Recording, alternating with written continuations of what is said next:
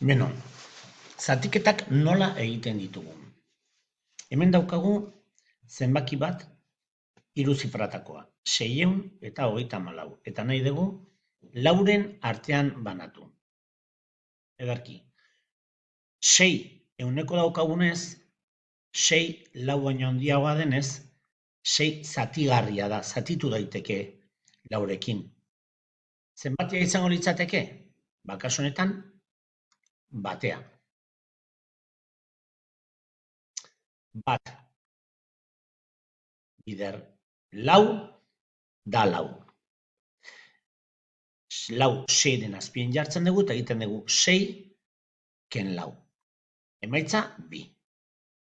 2, kasu honetan, ehuneko soberan dauzkagunak, baina ezin direla laurekin zatitu. Orain, hurrengo urratsa da 3 jaistea. Orduan, osatzen dugu 23 zenbakia. 23 zatitu behar dugu lauren artean. Lortu behar dugu laurekin biderkatutako zenbaki bat, 23 edo 23tik gertu dagoena, baina izan behar dena 23, baina txikiagoa. Kasu honetan, 5 bider lau, 20 da. Orduan, 20 jartzen dugu 23ren azpian. Eta kenketa egiten dugu. 3 ken 0, 3, eta 2 ken 2, 0.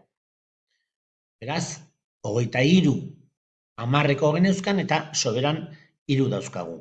3 ezin delako laurekin zatitu. Hurrengo urratsa, lau unitate horiek jaistea 3ren parera. 34. Zati lau, 8 bider lau egiten badugu, 32 ematen digu.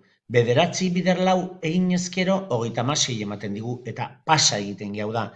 34 baino handiagoa da 36. Eta zinezkoa da 34 hori 36 kentzea. Beraz, kenketa 8 bider lau 32rekin egiten dugu. 34 ken 32, 2. Eta hurrengo urratsa izango litzateke beste zenbakia jaistea, baino jada ez dago gehiago. Beraz, zatiketa amaitu egiten da. Kasu honetan, zatikizuna 634 zati lauren artean zatituta, 158 ateratzen zaigu, eta 2 gelditzen zaizkigu soberan. Horiek ezin dira laurekin zatitu. Beraz, zatiketa amaitutzat jotzen dugu.